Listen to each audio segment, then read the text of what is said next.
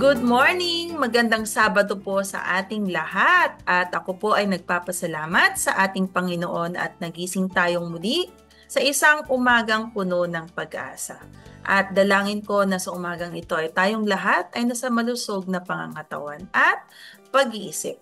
Welcome po sa 11:43 DZMR para sa ating programang Usapang Pangkalusugan. Ang himpilan na ito ay naririnig po mula sa Sefton Village, Batal, Santiago City, Isabela, at tayo din ay napapanood sa Facebook at YouTube. Meron din po tayong app mula sa FEBC Philippines na pwede nating i-download upang marinig ang iba't ibang istasyon ng FEBC Philippines.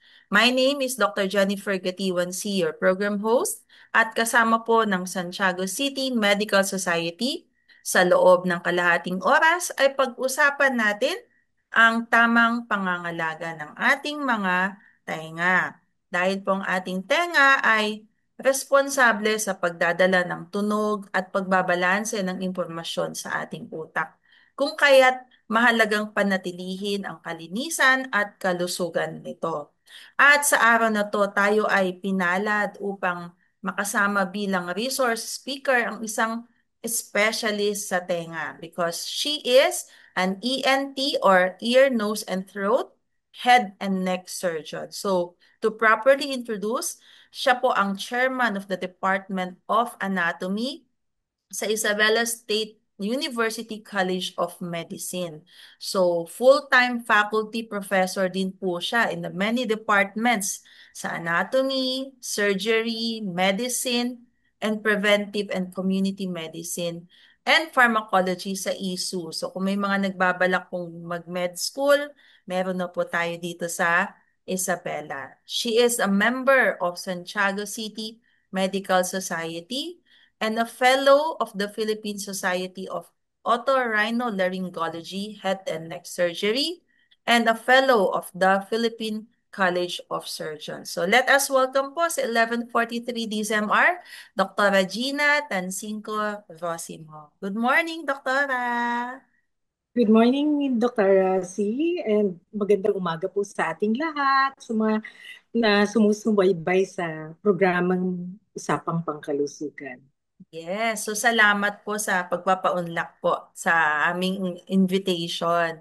So, nasabi po natin you are an ear, no? Head and neck surgeon actually. So, on topic po natin is ear care. So, bago po natin sabihin yung ear care, doctor, can you just give us a brief yung anatomy ng tenga natin, no? May mga parte po to at yung mga iba't ibang ginagampanan. Okay.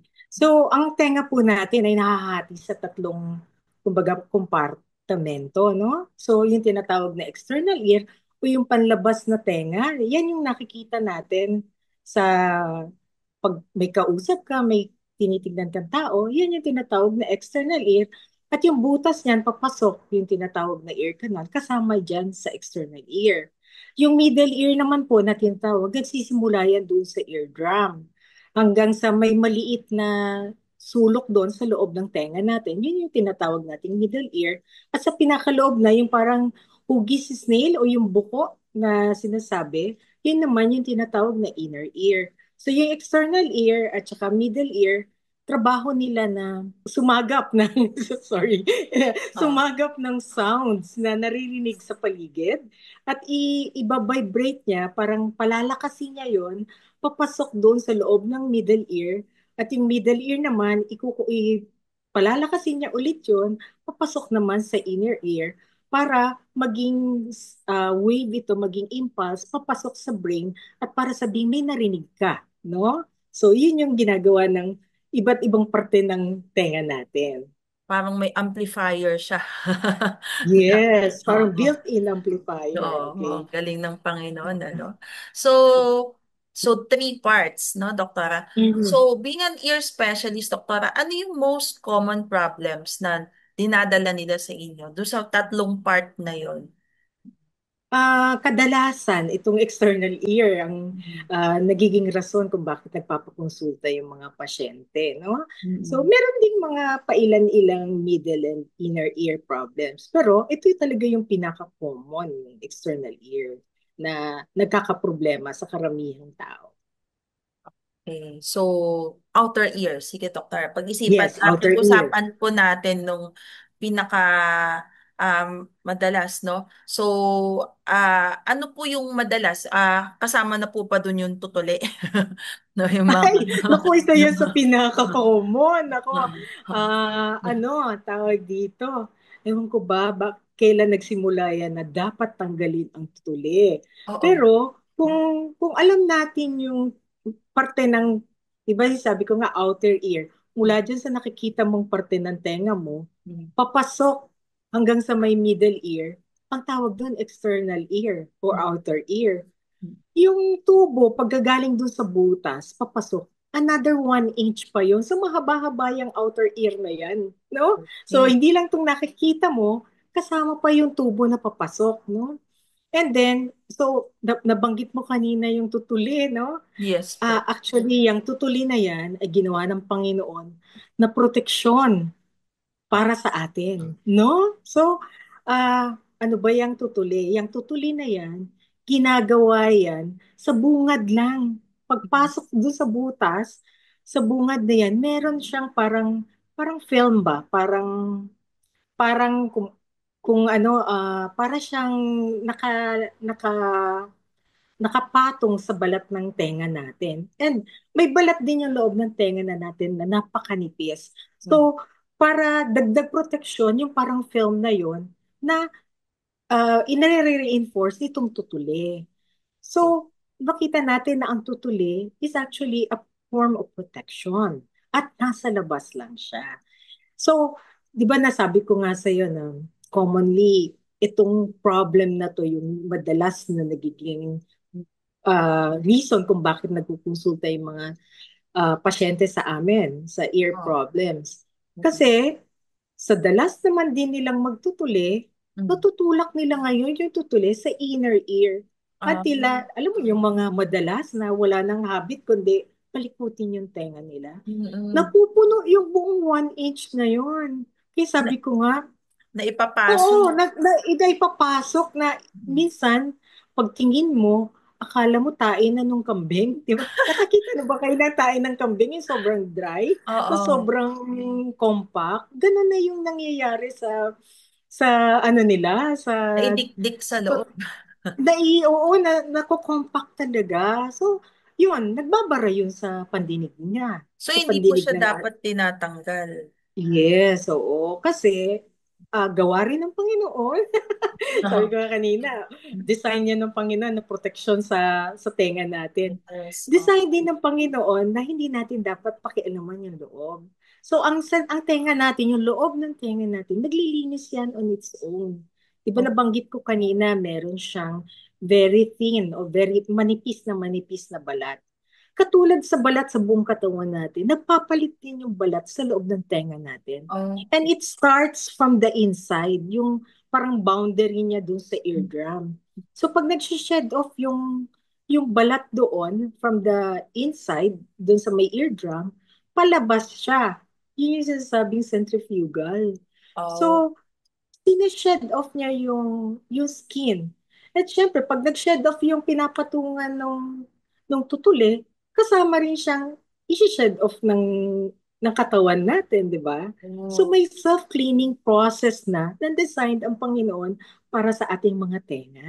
May Yun. self-cleaning. Galing. Yes, self-cleaning siya. So, doktor, nung nailalabas niya, sabi niyo, di syempre minsan nalaganan dyan. So, yun lang po yung lilinisin natin. Yes, oo. Kasi Yun yung yun yung tatanggal. lagi kong sinasabi sa mga tao, sa mga nagiging pasyente ko. Mm-mm. Pag tayo ba magkaharap, anong parte ng tenga ko ang nakikita mo? Di ba ang labas lang din? Oh. Oo. So, hindi, wala namang karamihan. Kahit nga yung kapwa-doktor natin, di ba? Hindi naman Mm. sila lahat equipped ng panilip ng tenga, di ba? Mm. Kahit naka-flashlight ka, hindi rin naman ganun kadaling magsilip ng Yes. tenga. So sabi ko, ano ba yung dapat mo nililinis na nakikita? So yung labas lang. Kasi So, nga, hindi may design pwedeng na, ginagano. Hindi. Oo. So, yun lagi ko sinasabi na, sana pag naligo tayo, kasama na yan sa ginagalaw, nililinisan mo. So, daliri mo lang yan dapat pumapasok. Wala na. Wala Okay. nang ibang dapat gamitin. Okay. So wala na. Wala pati yung may Oo. mga ilaw-ilaw na parang may Hindi na scooper pa. kailangan yun. Oh. Oo. At saka yun nga, in the premise, di ba, na pag-usapan natin kanina, hindi dapat tinatanggal ang tubig. Yes. Oh. Oo, It's a kasi protective protection siya. film. Oo, protective film siya. Kung hindi, sasakit tenga mo. Ayan. Speaking of sasakit ang tenga, doktora, ano ba yung kadalasang, misan, bakit sumasakit yung tenga ng isang tao? Ah, kadalasan yung cause ng pagsakit ng tenga, yun, infection or Mm. sobrang pagkalikot, no? So, pag sobra tayo nagkakalikot kasi ng tenga natin, yung sinasabi kong napakanipis na balat na protection niya. So, pag lagi ka nagkakalikot, unang-una mo syempre matatapyas yung protective film na gawa ng mga parang pawis ng balat at saka yung tutuli, di ba? Opo. Natanggal mo na yon. Hindi ka pa nagkasyang natanggal mo na yon. Kinutkot mo pa. O di kasama na ngayon itong balat, di ba? So Oh. natanggal mo na yung parang pinaka-protection. Kahit hindi mo nakitang ano, Mm-mm. nakuskus mo na yon. Di ba yung iba grabing maglinis? Ewan ko sa kung may nakakakita. Oo, yung minsan susi pa na sasakyan, yung talagang gamit. Oo, Kinayod. sobra. Oo, so yun, natanggal mo yung protective layers ng tenga, ng Okay. external ear or ng outer ear. So Mm-mm. ngayon, napaka-prone na siya sa infection. Okay. And, di ba nasabi ko kanina na it's about 1 inch. Malalim siya. Eh, syempre, nasa loob siya. Madilim, ah, mainit, di ba? Kasi syempre, daluyan din ng dugo. Mm-mm. Oo. Oo, so very protected siya. So, ang number one na tapos gagamit ka pa ng cotton Yes. buds or mga Okay. Q-tips, di ba? Ang number one na lagi kong nakikita na infection ay dala nung amag. Yung parang, kung Mm. baga sa paa, mga alipunga. So, Nag, sobrang katin yan. oo. Sobrang katin yan. So, pag makati, tendency mo kamutin, di ba? Kutkutin mo naman. Never-ending cycle yan. Oh. So, yun yung isa, infection. Number one yung infection sa Mm. amag. Pwede ring infection na directly dahil dun sa pagkutkut mo. Kunyari, ang ginamit mo madumi yung kuko mo, madumi yung kasi Susi nga, minsan sabi may niya. mga mahahaba yung kuko, di ba? Or Opo. minsan Mm. hairpin, kung ano-ano, di ba? Eh, hindi naman yun malinis. O Oh. di, tanggal na nga yung protective layer, madumi pa yun, nagdagdag ka ng infection. So, yun. Pero kadalasan, ang nakukuha ko, magkasama yung dalawa. No? Tapos, Inaamag. yun, Mm. amag at saka yung secondary infection ng bacteria. Tapos, di ba, yung isa pang cause ng pagsakit ng tenga kung sa outer ear, yung tutuli din. Oh, Kasi pag punong-puno na yan, nagkukos na yan ng pressure. Tapos yes. yung madalas ko pang nai-encounter during summer. Nag-swimming sila during the Oh, weekend or yes. may Opo. di syempre pinasok ng tubig yon. May tendency ang tutuli natin na mag-swell up. So Mm. magkukos siya ng pressure. So Oh. yun, masakit din yun. Oo. Yun Tapos yung yung less tinatawag na swimmer's ear. swimmer's ear, pwede, oo. Oo, yung dahil sa, lalo na kung naligo kayo sa contaminated na tubig, hindi naman siya yung treated na katulad ng mga swimming pool. Mm. 'Diba? Minsan mga ilog lang o mga irrigation doon naliligo. Oh. So, yun, kung mataas yung mga causes ng infection, yung bacterial content niya, madaling pag pumasok sa tubig mo at yun na nga, nakalikot mo, wala na yung protective layer, madali rin siyang magkaroon ng infection. So, doktora, do you recommend yung parang pag nag-swimming, lalo na yung mga bata, yung inilalagay sa tenga nila na parang, Ay, yung earplugs? oh, Oo, okay naman yun na gamitin kasi yan na, mape-prevent mo yung pagpasok ng tubig. Kasi minsan yung iba, hindi naman kaagad lumalabas yung tubig, di ba, pag pumasok sa tenga mo. opo. So, ang tawag dito, maganda na kung may earplugs na magagamit, magandang gamitin yun para hindi na Mm. siya papasok ng tubig. No? Lalo na rin, ire-recommend ko din yan kung kayo ay may history na sinasabi nilang butas ng eardrum, maganda Okay. talagang gumamit kayo ng earplugs. Oh, yeah. Speaking of Mm-mm. eardrum, so yun na po, no? Yun na yung mga outer ear problem natin. Oo, Mostly outer talaga ear is problem. yung earwax, no? Yung tutuli na dahil nga po Natulak. Oo. kaugalian na natin. So, it's a wrong practice pala. Yes. Dapat i-break yung Yung habit na yon na i-break. mali. Oh, okay. Oo, So, tsaka even yung without the infection, mm, di ba, meron tayong, ewan ko kung nai-experience niya, di ba pag nakakasugat ka, yes po. pag pagaling nga sugat, may Pati, makati-kati, di ba? yes. Oo. Oh, In effect, pag lagi ka nagkakalikot kasi ng tenga, in effect, parang nasusugatan mo rin superficially ang balat ng tenga. So, kasi sabi nyo bang pagpagaling na naman siya, medyo makati na naman, tendency mo na naman kamutin, di ba? nakamuti. Kakalikutin mo na naman. Never-ending cycle yun, nasa scratch and itch na yan. Kung wala pa mang infection. So, ganun din, scratching pa din. Oh, So, yun na nga. Kaya, as much as possible, we try to avoid na kalikutin yung tenga. yeah. Linis na talaga. Pastime. Ay, ayun. Iba talaga. Nakikita ko yung parang mga tindera, nag-aantay Opo. ng customer, Yung ano-ano. mga driver na talaga susi ng Yung tenga ano, ng okay, yung ano ng balahibo ng manok. ay, naku, oo, yung iba, Yeah. oo, balahibo ng manok. Pero, naku, Oh. may kwento lang ako dyan sa balahibo ng manok. Kasi, syempre, ang manok, nagkakaroon din yan ng infection na ano. Yeah. And nagkaroon ako nitong pasyente na balahibo ng manok. Alam mo, nahawaan siya ng sakit ng manok. To the Mga point birds. na, yung parang Ah, kulugo. Alam mo, rating ba yun sa Ilocano? I don't oo, know, hindi ako reading. Ilocano. Oo, mga Naririnig ko lang. words. Yung, Oo. Ah. nahawaan siya ng gano'n, napuno yung loob ng tenga niya. So, it Oh. blocked the ear canal. So, yung Okay. mga gano'n. Kaya talagang wala talagang maire-recommend na Oo nga. panlinis ng tenga. Sabi na Oo. nga ni Lord, keep it simple and liit-liit pinag... Yes, sip. Ang tigas ng ulo natin, no? Ayun. Sige, Doktor. Kaya Now, lagi let's... ko nga sinasabi sa mga patients na ano, Mm. naku, pag hindi nyo po i-break yung cycle nyo ng kakalinis with the cotton buds, kasi yan yung Yes. Oh. nakikita. Kami lang pong mga ENT at yung gumagawa niyang cotton buds na yun ang yumayaman sa inyo. Oo. Sana po yung nakikuha ko sa inyong mga Oo. tutuli, diamante na lang yan, ikayayaman ko pa yan. Mina talaga, literally. Humina talaga yung mga tenga nila.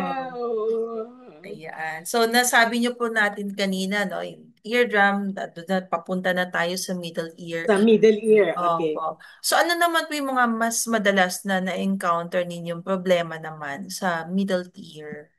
Okay. Yun. Sa middle ear naman, kadalasan pamamaga ng eardrum.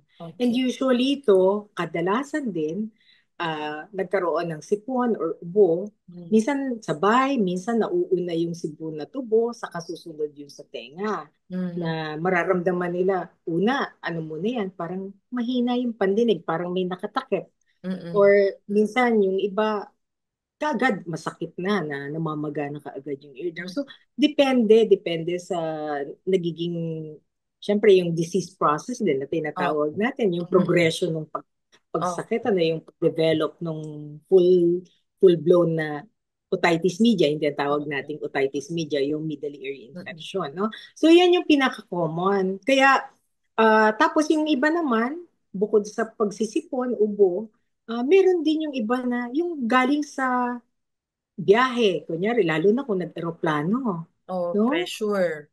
Oo, yung akyat baba ng eroplano, yung pag-take off at saka pag-landing, nagkakaroon niya ng pressure differences na yung, yung loob ng tenga natin, yung middle ear natin, hindi ka agad nakakapag-equalize, yung tinatawag na equalization. So, nagiging, ano yan, mitya, kumbaga, nagiging dahilan yan para magkaroon din ng ear infection, yung gitna, yung middle ear. Yun. Okay. So, doktor, na sabi ninyo kanina, no, yung mga sipon. So, yung mga bata kasi Mm-mm. sila madalas magsipon, mag-ubo. Mm-mm.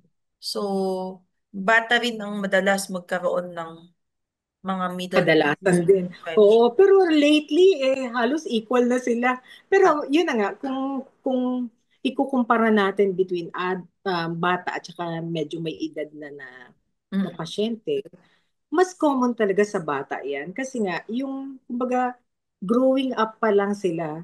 Meron po kasi tayong tubo nini sa oh, mga nakikinig po sa atin. Meron po tayong tubo sa likod ng ilong natin na konektado yan sa middle ear. Yung tinatawag namin eustachian tube or ventilation tube, no? Or yung auditory tube. Ang trabaho niyan, mag-equalize ng pressure sa loob ng middle ear papunta dun sa ilong, oh, no? Ngayon sa bata, kaya sila prone, medyo parang halos pantay. magka-level lang sila, slightly lang mababa siya kasi hindi pa sila fully grown. Mm. Pag medyo tumatanda na tayo, yun yung magte-take na siya ng medyo vertical na ano. So hindi na Nagde-drain ganun na ka siya. pro. Oo, madedrain na siya. At saka, hindi na siya madaling pasukin ng mga infections galing sa ilong. Okay.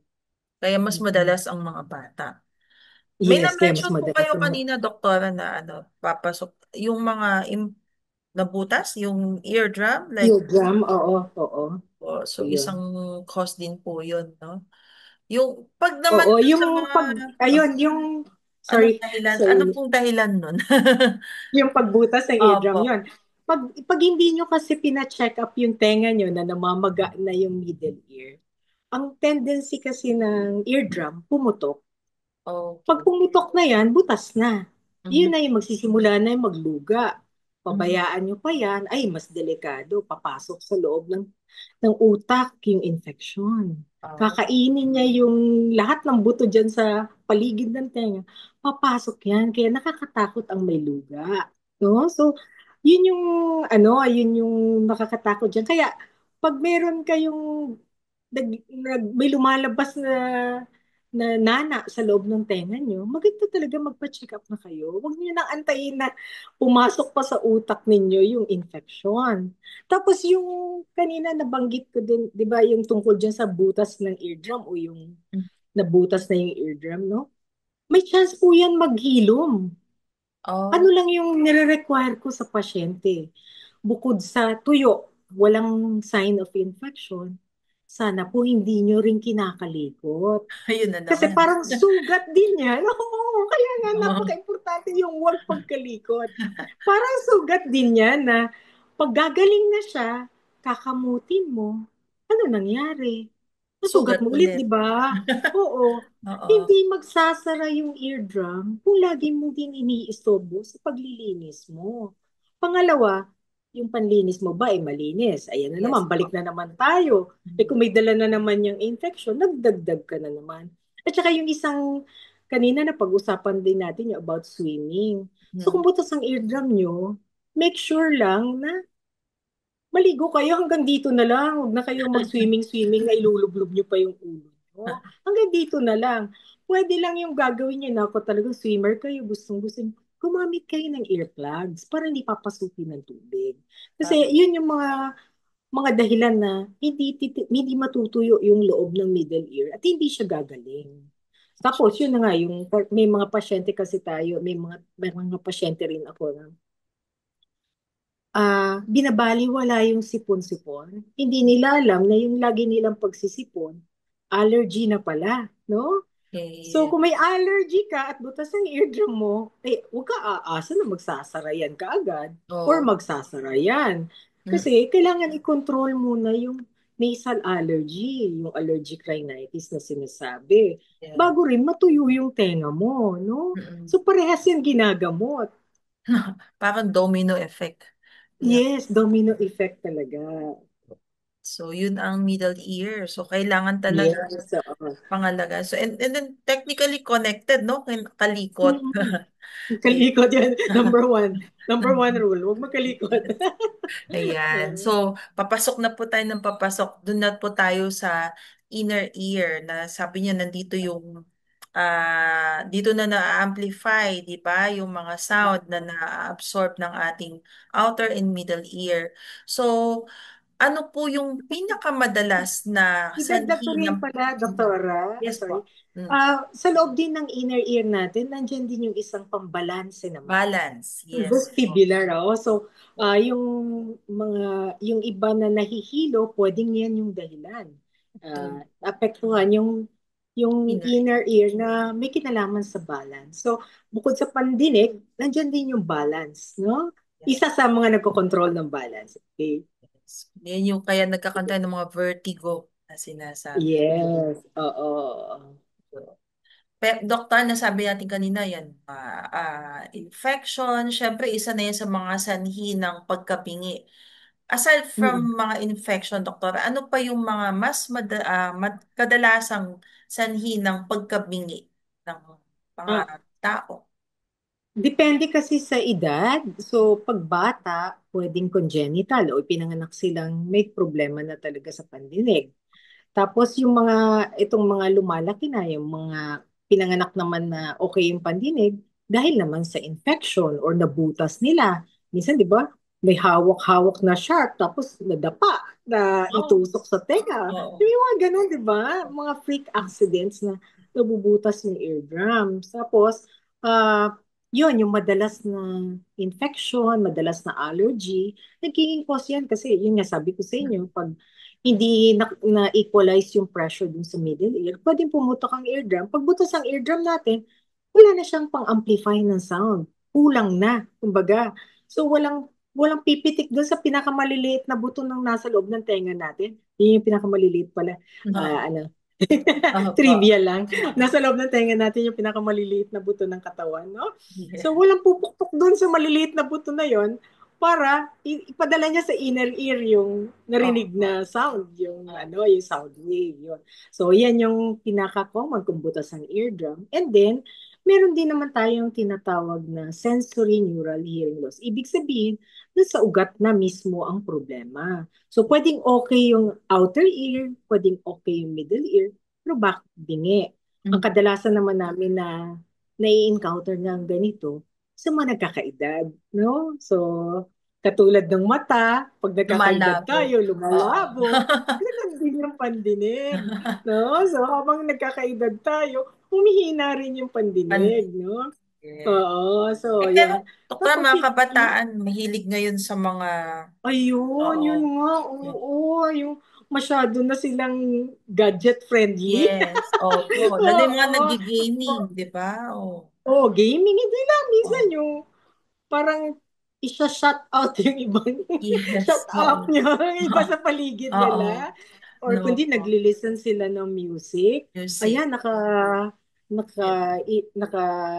headphones, Opo. no? Or yung mga air AirPods, di ba? O Opo. earpods. So, yung mga in the ear na ganyan, na diretsong nakatutok sa Thank tenga no, natin, very dangerous po yan na makakos ng hearing loss, no? you. Um, may tinatawag kasi kami sa sa ENT na yung 60-60 rule. Ito Mm-hmm. pong 60-60 rule, ang ibig sabihin niyan, 60% nung gadget nyo yung tamang setting ng volume. So kung kunyari 1 to 10 yung pipihitan mo para maximum yung 10 na volume, dapat nasa 6 lang siya. sixty Oh. percent lang ng total volume ng gadget mo ang dapat na naririnig mo. No? At saka ano yung susunod na 60? For 60 minutes only or just an One hour. Na hour. ganun kalakas. Oo. Oh. In excess of the 60% na volume, dapat not more than 15 minutes ka na. Oh. Kasi ang laki na ng chances na sinasabi namin yung threshold shift na dapat narinig mo na tong sound na to sa ganito lang kalakas. Pero dahil sa frequent use mo ng malakas, frequent exposure mo sa loud sounds, nag-shift ngayon yung thresholds na sinasabi na tumataas ngayon yung requirement mo para marinig mo yung isang sound. No? So Kailangan yun yung pasigal inaano na. ko, oo, yun nga, yung mahirap na yan, yan ay simula ng mga bingi, no? Mm. Tapos meron din tayong ang tinatawag na sudden sensory neural hearing loss, no? Yes. So ano yung possible na causes niya? Yung mga pasyente po natin na, yung mga tao po na binabaliwala yung high Mm. blood. Naku, May mga pasyente na biglang nabingi. Imbis Opo. na pasalamat na lang sila, tenga lang. Eh, paano kung nabarahan yung malalaking ugat? O yun, No? buhay na. Opo. Oo, buhay na. No? Pero may nangyayaring ganyan. No? So, doktora, ang bilis ng 30 minutes natin. Ay, Na, naubos na ba? Oo nga. yes, opo. Pero doktora, marami pa tayong dapat pag-usapan. Sana ma-invite namin kayo sa susunod pa. Pero sa Ay, ating gusto huling, naman. Oo. doktora, how often should our ears get checked? At saan po nila kayo pwedeng mapuntahan? Okay. Ang tenga po natin, kung hindi naman kayo makalikot, Mhm. as needed na lang. Pero kung Yes po. kayo po ay mga high risk, tulad ng yan, yung laging sipunin, Yes po. expose yung work ninyo, exposed kayo sa loud sounds, yung mga nagja-jackhammer, yung sa mga buti na lang may mga corporate responsibilities yung mga nasa minahan, yung mga nagbablasting, gano'n. So kung may exposure kayo sa mga loud sounds, maganda po na isama niyo yan sa annual check-up niyo. Pero ito namang mga kumpanya so far na nakikita ko na na-encounter ko yung mga employees nila, meron talaga kasama yun sa annual check-ups nila. Pero kung wala po yung kumpanya nung ganon at kayo laging exposed sa malalakas na sounds, maganda po na magpa-check up kayo. At kung may mga anak kayo po na mahilig mag-gadget, yan, nakasalpak yung ayaw makipag-usap, yun na lang yung gusto niya. Lalo na po kung lumapit kayo at naririnig niyo yung pinapakinggan. Alam Yes niyo po. yung, oo, Opo. naku, malakas na po yan. Ibig sabihin, hindi na yan 60% ng gadget na Opo. niya, volume niya. So, Opo. yan po, maganda rin na kasama niya yan sa yearly check-up din nila. So, yun po. Yun po yung natin na Saan po kayo pwedeng puntahan, doktor? okay. May regular daily clinic ako sa De Vera Medical Center sa room 105B. Ah, tapos sa Kawayan Medical Specialist, so every Tuesday afternoon, 1 to 3 po tayo. Yun. So, salamat po, doktora, sa inyong pagpapaunlak at hindi po at Salamat din huli. for having me. So, that's it po for today sa ating programang Usapang Pangkalusugan. Abangan niyo po muli ako sa susunod na Sabado para sa ating programang Usapang Pangkalusugan. Dito lamang po sa 1143 DZMR, a proud member of KBP. Ating tandaan, ang ating kalusugan ay kayaman ng di mapapantayan. Happy weekend po sa ating lahat!